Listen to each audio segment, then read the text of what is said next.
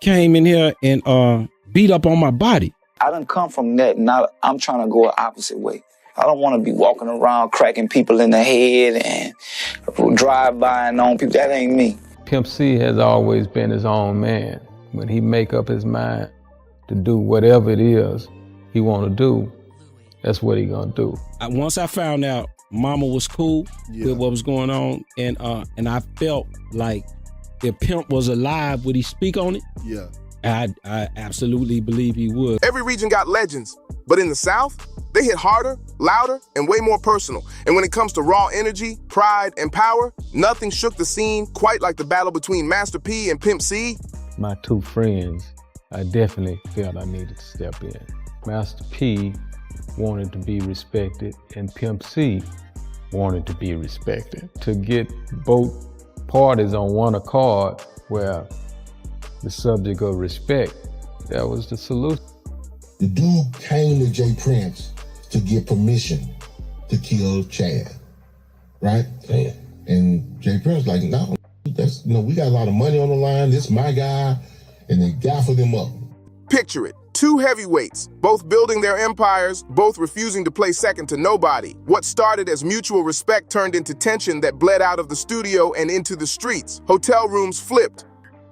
I named my company No Limit because there's going to be no limit to my success. And I named myself Master P because I said I'm a master whatever I do. Phones started ringing in Houston with real hitters on standby. It got so serious, one of the most feared bosses in rap had to jump in just to keep the peace before someone ended up gone for good. This wasn't just some rap beef. This was survival, power moves, reputation on the line. And what went down would haunt both camps for years to come. Outspoken, he could rap, he could sing, he could produce. He was multi-talented. Down south, legends don't always get written down. They get passed through whispered convos, bootleg tapes, and hood folklore. And one of the wildest stories sits right at the crossroads of Texas and Louisiana, two states that might have different flavors, but the same obsession with respect. This is the tale of Pimp C, UGK's fire starter, bold, raw, and untouchable. And Master P, the no-limit general who built an army and turned street hustle into $1 million blueprint. It started smooth, collabs, chemistry, the music felt right. But once money, egos, and real street codes got involved, that vibe flipped quick. Pimp C was more than a rapper. He had vision. He could build a beat from scratch, throw his own hooks on top, and still rap with that dirty Texas soul. His sound was H-Town, no question. The type that bumped through slabs, lit up clubs, and made Southern rap feel alive. Master P, he was on a whole different type of mission. Fresh out of Richmond, California, but with roots deep in New Orleans, he was pressing up records, building No Limit brick by brick, and planning to take over the whole game. So when their worlds collided, it looked like a dream team. UGK giving that authentic Texas cosign, and Master P bringing reach and business muscle. Their biggest moment, 1996's Break 'Em Off Something from P's Ice Cream Man album. That track made noise across the South and gave Master P a solid push outside Louisiana. But behind the scenes, that track lit the fuse, and from that point on, it was only a matter of time before things exploded. For Pimp C, the spotlight always came with shadows, and this time, it was business gone sideways. The success of Break 'Em Off Something should have been a win for everybody, but behind closed doors, it turned into a mess of missing royalties, shady credits, and straight-up confusion over who was owed what. This wasn't just some industry paperwork issue. People around Pimp said he felt played, that after putting his soul into the beat, the hook, and the overall energy of that track, the numbers on the check didn't add up. And for someone like Pimp C, it wasn't just about getting paid. It was about respect. He felt like he helped give Master P that next-level street credibility, but got shorted in return.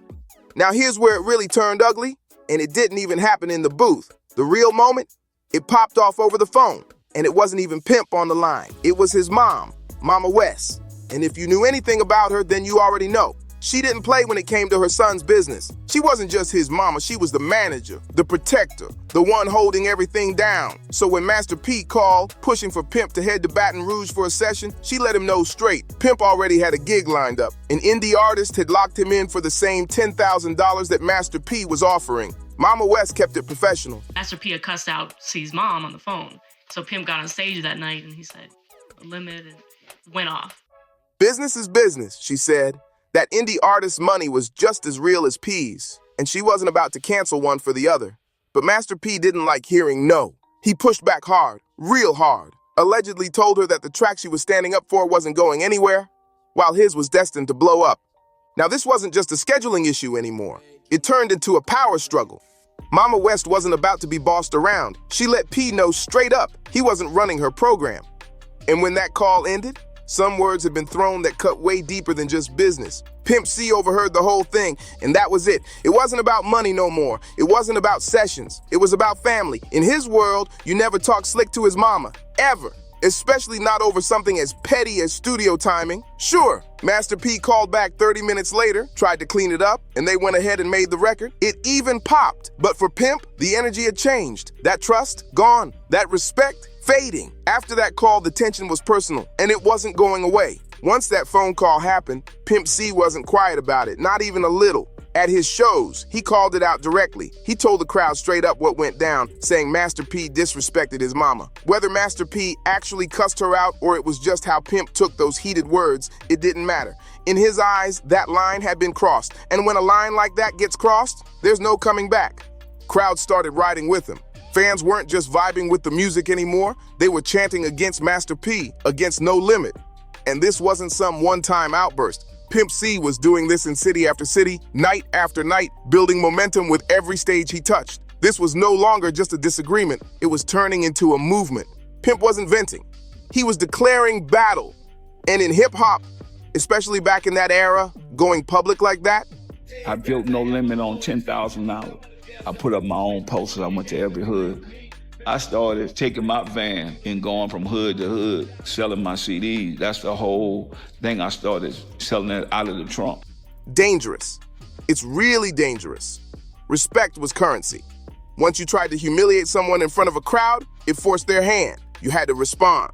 Now, Master P, he wasn't the type to let something slide. His whole identity was built on dominance, control, and being the boss in every room. Letting someone publicly take shots at him repeatedly? Nah, that couldn't fly. It's wild because the rise of No Limit and UGK happened side by side, but their paths were completely different. Master P's grind was legendary. He didn't beg a label to sign him, he built his own from scratch.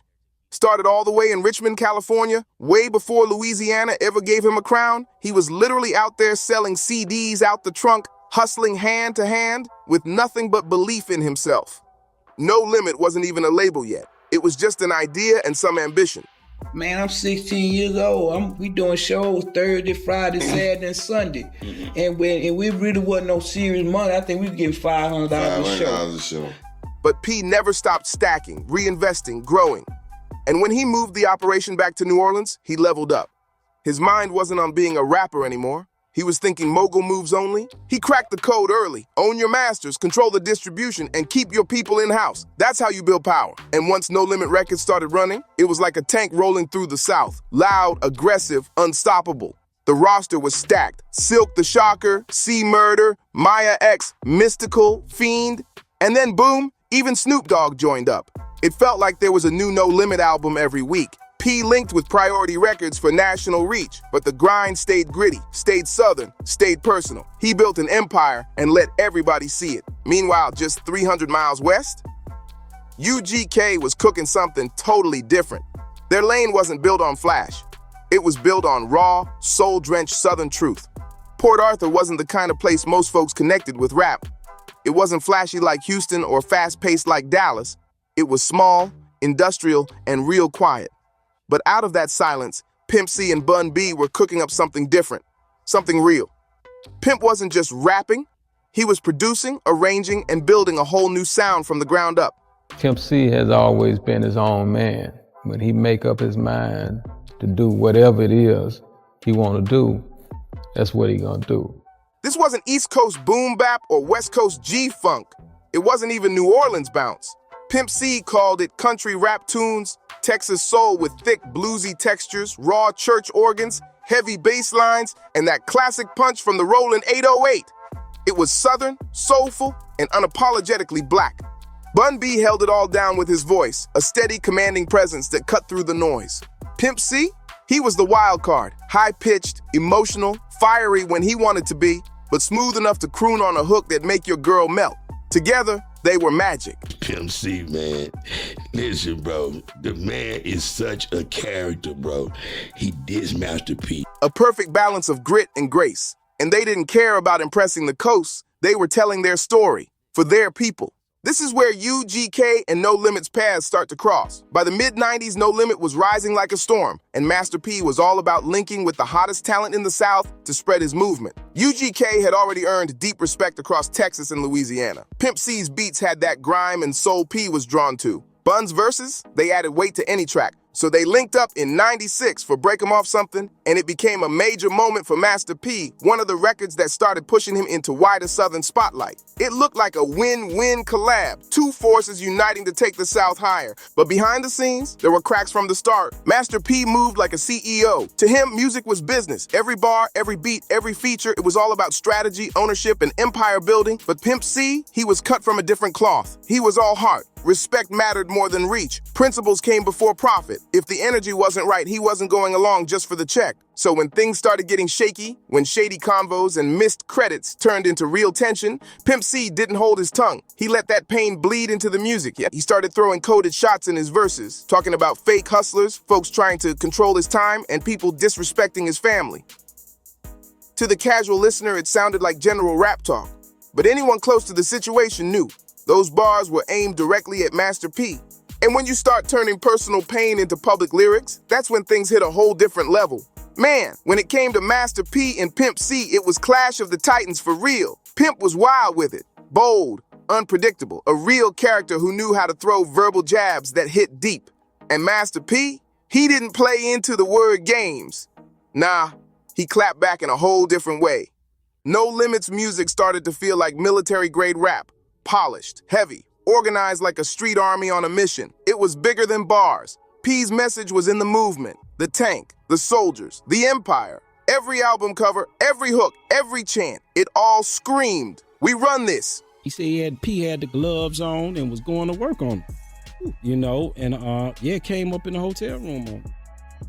And that was pretty much how that went. He didn't have to drop names. Just being No Limit sent the message loud and clear. And against UGK's gritty, dirty Texas soul, it was like two different Souths going head to head. On one side, No Limit felt like a machine, unified, clean cut, almost unstoppable. On the other, UGK was raw, real, and unfiltered, representing that underground grind that didn't care about polish. Fans started digging deeper. In Texas, folks would replay UGK tracks, point at certain lines and say, "That's about No Limit. That's about Master P." They were breaking it down like detectives, circling bars, passing bootlegs and saying, "Look, he talking slick right here." He's like, "Yeah, man, P came in here and beat up on my body." Meanwhile, back in Louisiana, the loyalty to P ran deep. He wasn't just a rapper, he was the blueprint of New Orleans hustle. He came from nothing and built a whole kingdom. So when UGK threw shade, a lot of No Limit fans brushed it off. They just hating, they'd say. Them Texas boys salty the tank's taking over. But that take, way too simple. UGK already had the streets on lock. They didn't need to chase the spotlight. They were the soundtrack of the South. Pimp C's sound was woven into the culture, into the slabs cruising down Texas highways, into every speaker in Port Arthur and beyond. And his jabs at Master P, those weren't just sneak disses. They were statements. Pimp wasn't trying to play soldier to nobody. He wasn't signing up under no man's flag. If it meant lighting a bridge on fire to keep his pride intact. My two friends, I definitely felt I needed to step in. Master P wanted to be respected, and Pimp C wanted to be respected. To get both parties on one accord where the subject of respect, that was the solution. He'd bring the gasoline himself. There's one performance that captured it all. Pimp C stopped the music mid-show and told the crowd about some hoe dude from Louisiana who disrespected his mama. Then he got the whole crowd, thousands, chanting, "Fuck Master P" over and over again. At that point, it wasn't subliminal anymore. It was full-blown battle, screamed through speakers and echoing through arenas. That moment lit up the whole region. After that, every UGK verse with a slick line hit harder. Every No Limit release felt like it carried something extra. Fans picked sides, Texas versus Louisiana, raw underground versus polished power. And the music, it didn't just reflect the beef, it fed it, spread it, and turned it into a Southern rap legend that nobody could ignore. That chant marked the turning point. From that night on, the beef wasn't just music, it was history in the making. He hadn't even planned on staying there. Pimp C's go-to hotel downtown was booked solid, so he ended up at a spot out in Sugarland, right in Master P's backyard. It might have seemed random, but that one decision set the stage for something dark. And what went down that night changed everything. According to multiple sources, his mama, his homies, and even Pimp himself, he was in his room when the door got kicked in. Masked men rushed in and leading the charge, none other than Master P. What happened next was straight up vicious. Pimp got held down while P, wearing gloves, went off, beating him with a pistol, striking his face, his ribs, his body. This wasn't a fight, it was a statement. And when it was over, P allegedly pulled off his mask, locked eyes with him, and made sure Pimp C knew exactly who did it. The damage wasn't just physical. Pimp got left with a concussion and, according to Mama West, even had fractured ribs. But worse than the bruises was the violation. In his world, if you had a problem, you handled it like a man, one-on-one, face-to-face. But getting jumped, restrained, and beat while helpless, that broke every code he stood on. They wasn't really concerned about me or my well-being. They were just trying to cover their in case something went down and I got hurt. And the timing couldn't have been more brutal. UGK was deep into crafting Riding Dirty, an album that would go on to define Southern rap. But after that ambush, Pimp was out of it. Angry, hurt, distracted, the sessions froze. Everything stalled. The album ended up delayed by months. People in his camp later admitted that he lost all creative fire. He couldn't even think about stepping into a booth for a while. That hotel room attack didn't squash the beef. It poured gasoline on it. Pimp C felt humiliated and betrayed. This wasn't about contracts or money anymore. This was deep, personal, etched into scars and bruises. And in the South, pride runs heavy. One wrong move, one slick word, and things can turn violent in a second. That's exactly what happened here. What started as a business dispute spiraled into full-on battle. Threats, retaliation, and street whispers that had people picking sides, ducking shots, and holding grudges. Both Pimp and P were way too proud, too respected, and too stubborn to just let it die quietly. And for Pimp, that beating marked the start of a downward spiral. By the early 2000s, everything was catching up to him. The paranoia, the constant disses, the street tension following him city to city. His name kept getting dragged into beefs, whether he wanted it or not. He was still putting out music, still holding down UGK, but personally, he was unraveling. Then came the moment that shook the South, 2002. Pimp C got sentenced to 8 years for aggravated assault.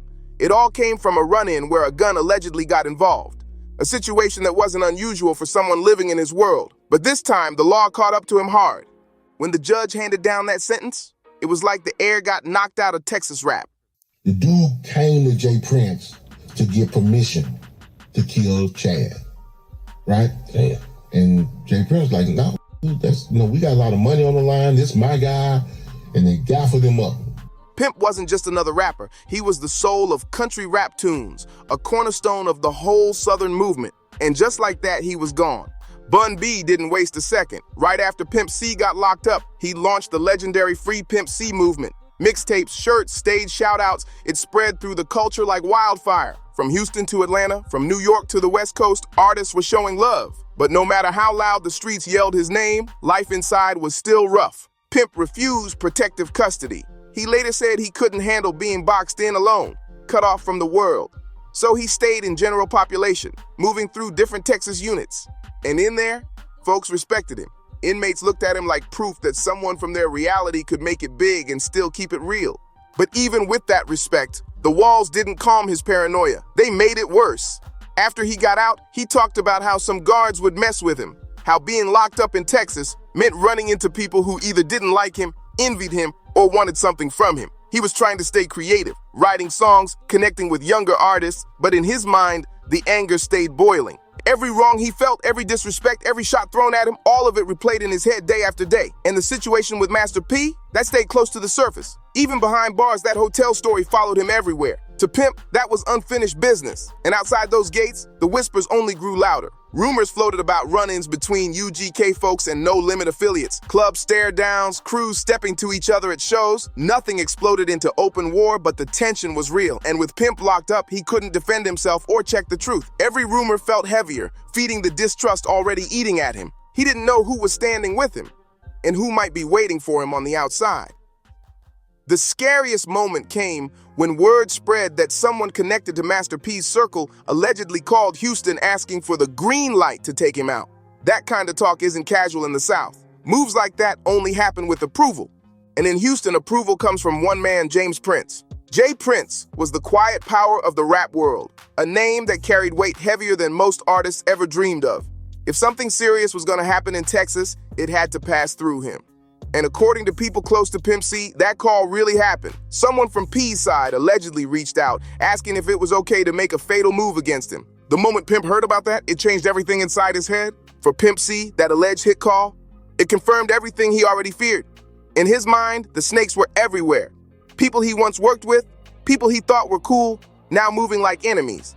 And the beef with Master P, that wasn't just a one-on-one problem anymore. To Pimp, it was a symbol of how dangerous this rap game could get when loyalty disappeared and the streets bled into the business. Prison didn't just hold him, it drained him. He later admitted it hit him hard, especially financially.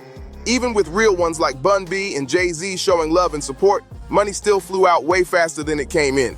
And mentally, the walls messed with him. He came out more paranoid, more guarded, less willing to open up to anybody. But prison also gave him something else, clarity. When he finally walked out of that cell in December 2005, 3 years down, he wasn't the same man. He had the scars to prove it, but he also had a different kind of focus. One of the first things on his list, letting go of old beefs. In later interviews, even Master P spoke on it. He said that when Pimp got out, he came to him directly and said, "Big dog, I apologize to you. That was my bad." P said Pimp told him straight. It was the substances, the stress, and the paranoia that twisted everything. And that moment, it wasn't loud, but it hit deep. It was raw honesty, almost sad in its truth. Mama West backed it up. She said Master P was one of the first people to call when her son came home. The two chopped it up, aired things out, and even talked about working together again, bringing things full circle from where it all started. But even with the peace talks, the shadow of that beef never fully disappeared. Pimp C had spent years believing someone wanted him gone. Locked up while rumors of betrayal and setup swirled around his name. That does something to a man. That kind of fear digs deep. And no matter how real the apology, how cool the convo, or how many people said it was over, some wounds never completely heal. Pimp C walked a tightrope for years. Jail time, paranoia, whispers about hits, and a never-ending cloud of distrust. It was enough to break most men, and truthfully, it almost broke him too. The industry, the streets, the pressure, it all dragged him to the edge. But when he finally came home, he tried. He really tried to shake the past and build something new. And the beef with Master P left marks you couldn't always see, but deep down, they were real. Still, for the first time in years, it looked like the storm had passed. They squashed it, put it to rest. They didn't become best friends overnight, but the battle was over. The tragedy? Pimp C didn't get to enjoy that peace for long. Just 2 years after walking free, Pimp C was gone. December 4th, 2007, he passed away, leaving a hole in Texas rap that still felt to this day. And not long after, Mama West followed him. The woman who held it all together gone too. Out of respect, Master P keeps it quiet now. He rarely speaks on the past. Says he won't tell the story when Pimp and Mama West ain't here to share their truth too. What do you think about it all? Was this one of the South's greatest untold stories? Drop your thoughts in the comments, hit that like, subscribe, and share with someone who remembers this era. See you on the next one.